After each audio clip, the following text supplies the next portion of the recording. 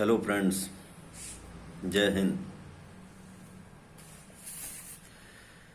कौन सी बात कब कैसे कही जाती है, ये सलीका हो तो हर बात सुनी जाती है। आज बात होगी संवाद पर कि हम संवाद माने हम अपनी भावनाएं सामने वाले अधिकारी तक, सामने वाली व्यवस्था तक, सामने वाले व्यक्ति तक कैसे रखते हैं। क्योंकि हम पुलिस में काम कर रहे हैं तो पुलिस की जो जवाबदेही है वो इतनी ज़्यादा है। वो अपने अधिकारियों के प्रति, जनता के प्रति, समाज के प्रति, न्यायालय के प्रति, विभिन्न आयोगों के प्रति हम पे ऐसे आरोप लगते रहते हैं और उन आरोपों के खंडन में हमको अपना स्पष्टीकरण देना रहता है। तो बात होगी कि हम अपनी बात आखिर रखें कैसे, जो हमारी बात उन तक सही रूप में पहुंच जाए। जब भी हम पे कोई आरोप लगे, हम अपनी बात शुरू करें तो हमारी बात में ये नहीं होना चाहिए कि हम केवल ऐसा पक्ष रखें कि केवल हम ही सही हैं, बाकी जो आरोप लगाए गए हैं वो किसी भी रूप में सही नहीं है। हो सकता है थोड़े बहुत सही हो सकता है ज़्यादा सही हो सकता है पूरे सही हो सकता है कतई ना सही हो। तो हम अपनी बात रखें। बात रखने में हमें हमारा ऐसा नहीं होना चाहिए कि हमें हमारा ही स्वार्थ दिखाई दे। जो दूसरे ने जो आरोप लगाया है उससे कोई मतलब न रहे, केवल हम अपनी बात सिद्ध करें कि हम बहुत अच्छे व्यक्ति हैं। इस पर एक उदाहरण देंगे। एक जगह नियुक्ति थी, वो बताया जाएगा। और हम धीरे धीरे जो आरोप लगाए हैं, धीरे धीरे जो सब्जेक्ट है, जिस सब्जेक्ट पे हम बात करना चाह रहे हैं उसकी तरफ लाया जाए अधिकारी को। जैसे आपने देखा होगा, फोन, लैपटॉप खरीदने जब हम जाते हैं या कोई दवा खरीदने जाते हैं, आप कोई दवा लीजिए उससे, तो उस नाम की अगर दवा नहीं है तो उसी से जो कंपोजिशन उसी का है, दूसरे नाम की दवा आपको वो ऐसे प्रस्तुत करेगा आपके सामने कि जैसे उस जो हम मुख्य दवा लेने गए हैं उस दवा से ये बेहतर दवा है। इसी तरीके से हम कोई फोन लेने जाते हैं, मान लीजिए किसी और कंपनी का लेने गए हैं और वो बेचना आपको दूसरी कंपनी का चाहता है, तो वो शुरू उससे ही करेगा जिसे आप लेने गए हैं, लेकिन धीरे धीरे वहां ले आएगा जहां उसको बेचना है। उसे उसका स्वार्थ आपको सिद्ध नहीं होने देगा। किसी भी चीज के लिए वो पहले ऐसे लोग जो होते हैं वो डर पैदा करते हैं और उसके बाद उसका सॉल्यूशन बताते हैं कि आप ये फोन ले जाएंगे तो उसमें ये लाभ है। हालांकि ये जो लेने आए हैं वो भी बुरा नहीं है, बाद में ये भी कह देगा।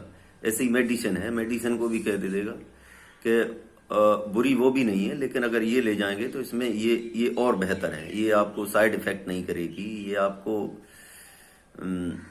उससे बेहतर फायदा पहुंचाएगी। तो हम लोग कन्विंस हो जाते हैं, हम लोगों को लगता है कि हाँ ठीक है तो ले लेते हैं। जैसे आपने देखा वो एलआईसी वाले जब आपके सामने आएंगे, एलआईसी की इससे मतलब है कि कोई भी इंश्योरेंस कंपनी, एलआईसी है, तमाम हैं उनमें से कोई भी, जब आपके सामने वो प्रस्तुत करेंगे उसको, तो ऐसे लगेगा कि जीने से ज्यादा मरने में फायदा है। वो केवल उनकी संवाद शैली की वजह है। तो संवाद शैली ऐसी रखी जाए कि हम जो कहना चाह रहे हैं वो संबंधित व्यक्ति तक पहुंच भी जाए। तो एक बार ऐसा हुआ था कि एक जगह हम एक थाने में पोस्ट थे, तो एक नेताजी आए थे, सत्ता दल के नेताजी तो बहुत ज्यादा हो ही जाते हैं जिसकी सत्ता होती है हर जगह। तो 4-5 लोग आए और उन्होंने एक दूसरे समुदाय के व्यक्ति पर आरोप लगाते हुए ये कहा कि इसने हमारे प्रधानमंत्री की और मुख्यमंत्री की बेइज्जती की है, अपमान किया है फेसबुक पे। तो वो एप्लीकेशन लेके आए थे, हम वहां बैठे थे, हमने उसको पढ़ा और हमने पढ़ने के बाद डायरी में रखी थी, हमने रख ली। हमने कहा आप 1 घंटे बाद एफआईआर की कॉपी ले जाना। तो एफआईआर की कॉपी के लिए हमने बता दिया और मुंशी को दे दिया। अब क्योंकि ऑनलाइन हो गई है तो आधा घंटा 1 घंटा लग ही जाता है सब काम करने में। तो वो लोग चले गए। अब जाने के बाद उनको पता नहीं क्या हुआ कि वो आधे घंटे बाद सैकड़ों की तादाद में आए थाने में और हमसे कहने लगे कि वो आपने हमारा सम्मान नहीं किया। तो मैंने कहा यहाँ सम्मान और अपमान की बात कौन सी है, यहाँ आप FIR लिखाने आए, FIR आपकी लिखी जा रही है। तो बोले कि मैं सत्ता दल का मंडल अध्यक्ष हूँ और ये जिला अध्यक्ष हैं और ये अध्यक्ष हैं, तमाम व्यंग हो जाते हैं जो सत्ता दल होता है उसके। तो मैंने कहा ठीक बात है, लेकिन वो लोग इतनी बात से संतुष्ट नहीं हुए और वहीं हमारे पीछे जमीन पे बैठ गए। बोले आप भी जमीन पे बैठिए। मैंने कहा भाई मैं नहीं बैठूंगा जमीन पे, आपको बैठना है बैठिए, और मुझे जब तक गवर्नमेंट ने कुर्सी दी है कुर्सी बैठता हूं, जिस दिन कुर्सी गवर्नमेंट ले लेगी तो कोई बात नहीं। तो वो लोग काफी देर तक अपना जो कर सकते थे, जैसे जो लोग ऐसे नेतागण होते हैं वो जो करते हैं वो करते हैं, थोड़ी देर उन्होंने वहीं इधर उधर बैठे बाठे चले गए। सारे लोग कप्तान साहब से मिलने चले गए। कप्तान साहब ने हमको लाइन हाजिर कर दिया। लाइन हाजिर के बाद कप्तान साहब ने कुछ दिन बाद हमें बुलाया और बुलाने के बाद हमसे पूछा, तो हमने जो बात थी सीधी सीधी उनको बता दी। तो कप्तान साहब उस बात से संतुष्ट नहीं हुए और उन्होंने कहा कि तुम ऐसे बता रहे हो जैसे तुम्हारा कोई आरोप नहीं है, सारे उन्हीं के आरोप है।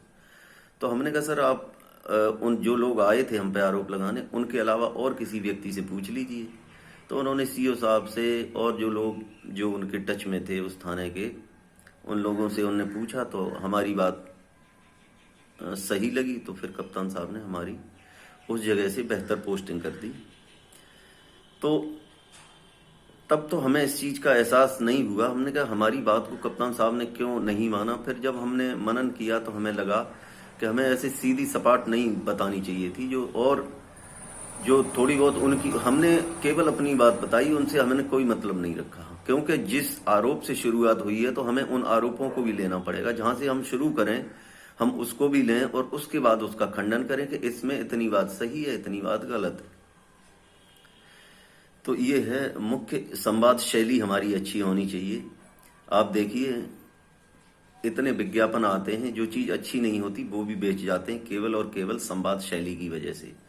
और हम तो ऐसे विभाग में हैं कि हमें हर जगह अपना स्पष्टीकरण देना है, हमें हर जगह अपनी बात मजबूती से रखनी है। तो हमारी संवाद शैली अच्छी होनी चाहिए, अच्छी होनी ही चाहिए।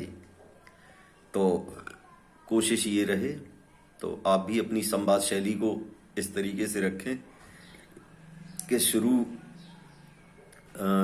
वहीं से करें जो आप पे आरोप लगा है, फिर जो हमारी मेन बात है, जो हम मेन सब्जेक्ट पे आना चाहते हैं, उस बात को रखें और आपकी बात सुनी जाएगी। ठीक, जय हिंद।